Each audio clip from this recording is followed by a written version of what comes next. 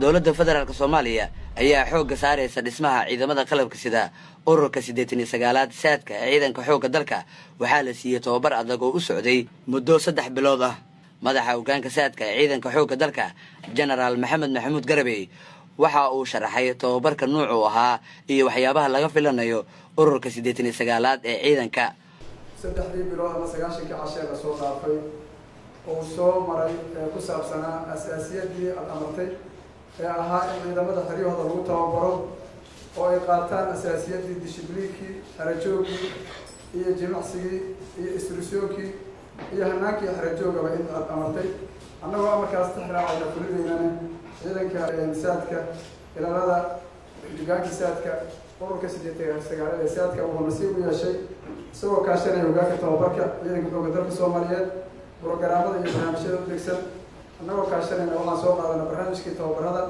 ururada hoostaga talisada gaarka ayaa loo jeediyay inay u tafaxiitaan sidii ay ciidamada u siin lahaayeen tababaro aqoontooda iyo awoodooda askarnimo lagu dhisayo taliska guud ee ciidamada xoogga oo kula xisaabtami doonaa waxaana waajib ku noqonaysaa hoggaamada ururada madax bannaan ee taliska xamar degan in tababaradan oo kale ay fuliyaan sababtoo ah ayagu kuma jiraan infaroodka kuma jiraan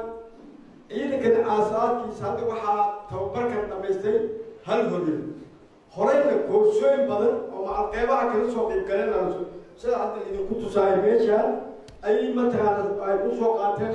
runtii meesha aan hadda maanta marayno waxaan dhihi karnaa waa guul iyadoo weli howlgalkii iyo dagaalkii uu socdo haddana tababarkii lagu dhex wado aada iyo aada bay dada aada u fara badan tahay ay saraakiishu sameeyeen waxaan rabnaa markaa tababar marka la yidhaahdo waa qaybaha ugu muhiimsan ciidanka askarigu tababarka iyo logistikada waxaa la yidhahdaa waa waxa aasaasiga oo ah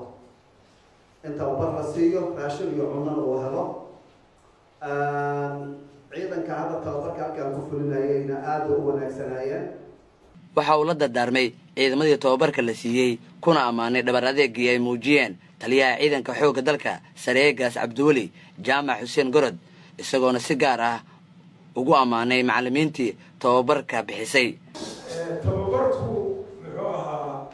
wuxuu ka mid yahay furayaasha lagu garan karo ciidanimada marka in la qaato qorina la qaato micno ma samaynayso haddaan qofku uusan fahmin waxa uu tuntaha u dhashaday iyo waxa qoriga uu qaatay hadduusan fahmin wax micnaha ku fadhida lama arko waxaana furo ah inuu fahmo waxa wey tababarka wey in tababar la siiyo lagu wacyigeliyo oo loo sheego inuu qofkaasi dharka iyo hubka iyo mas-uuliyadda u qaadayo in la baro uu ogaado weeyaan taliyaha ciidanka xoogga dalka ayaa si rasmi ah u soo xiray tababarkii ururka 89aad ee saadka la siiyay Maxamed Xasan Cali idaacadda telefishinka qaranka magaalada Muqdisho.